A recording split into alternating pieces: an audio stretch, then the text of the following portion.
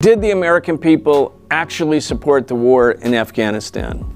I would say largely yes. It was only later when anti-war opposition started to materialize, when it was clear that this was indeed an endless war because the U.S. could not win. After September 11th in 2001, the rage and grief of the American people was so great that even an unpopular president like George W. Bush was able to harness public support for his administration. Nothing works better than a war. In fact, a big part of the American left supported the war in Afghanistan. I was a national director of the Answer Coalition. We were organizing protests against the war in Afghanistan, and I can tell you, important forces within the American peace movement were loath to come out against the invasion, the bombing of Afghanistan. In New York City, on October 7th, 2001, the day of the invasion, we were all at a big peace demonstration down at Union Square, 10,000 people, and it was announced that the U.S. had invaded Afghanistan and began the bombing of Afghanistan. The Answer Coalition started chanting, "Stop the bombing of Afghanistan," and the other sectors of a peace demonstration refused to join in. There was a lot of confusion, not only among the American people writ large, but even within the peace movement, within the U.S. left. And the U.S. military, the government, basically had a free hand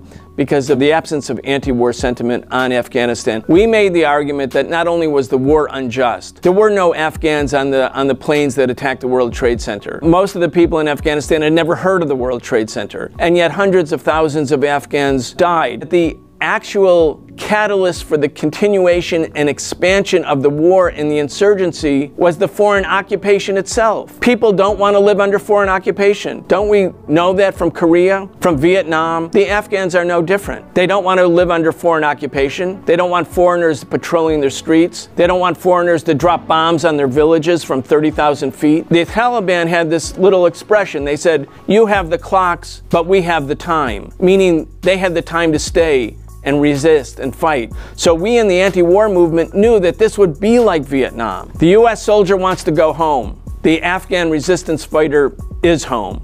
And that makes all the difference.